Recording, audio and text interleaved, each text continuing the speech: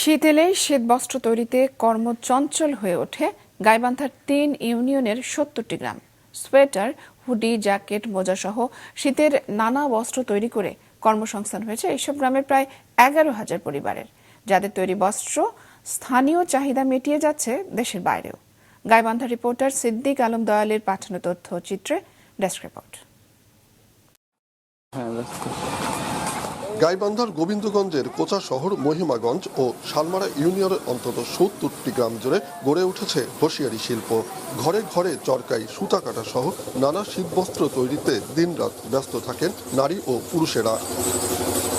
স্থানীয়রা জানান, পাকিস্তান আমলে মহিমা আলী নামে এক ব্যক্তি ঢাকা থেকে সোয়েটার বোনার কাজ শিখে এলাকায় ফিরে নিজেই কারখানা স্থাপন করেন। তার সাফল্য দেখে উৎসাহিত হন অনেকেই। ধীরে ধীরে পুরো এলাকায় ছড়িয়ে পড়ে হোসিয়ারি শিল্প। আমি এই নিটিংয়ে কাজ করে আমার পরিবার এবং খুব সুন্দরভাবে চলাচল করছে। আমরা পারিশ্রমিক মোটামুটি খুব ভালোই পাই। বর্তমানে ৩ ইউনিয়নে প্রায় ১১,০০০ পরিবারের অধিকাংশ নারী পুরুষ এই শিল্পের সাথে জড়িত। অনেকেই লেখাপড়ার পাশাপাশি এসব কারখানায় কাজ করে থাকেন। কেউ হয়তো ডিগ্রি পাস করেছে, কেউ ইন্টারমিডিয়েট, কেউ এসএসসি করে আর বেকার নেই। এনারা সবাই এই ব্যবসার সাথে সম্পৃক্ততা।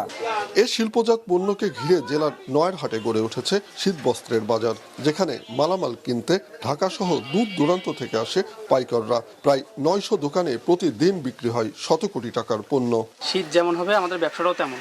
মনে করেন শীত এমনিতেই যদি মনে করেন ভালোভাবে শীত পড়ে, তাহলে দৈনিক ২-২.৫ লাখ ৩ লাখ টাকা বেচা কোনো না। শীত যদি ভালো হয় তাহলে ১ কোটির উপরে বেচা কিনা হয়। বাংলাদেশের ৬৪ জেলায় ওখান থেকে আসে পাইকার পত্র আসে, এখান থেকে আমাদের এখানে কিনে না যায়।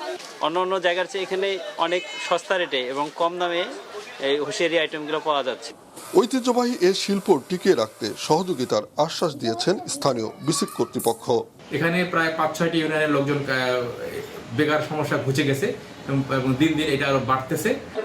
ব্যবসায়ীদের দাবি, রাস্তাঘাটের উন্নয়ন, নিরবচ্ছিন্ন বিদ্যুৎ সুবিধা ও কম সুদে ঋণ সহায়তা পেলে আরও প্রসারিত হবে এ শিল্প। মাছরাঙা নিউজ ডেস্ক।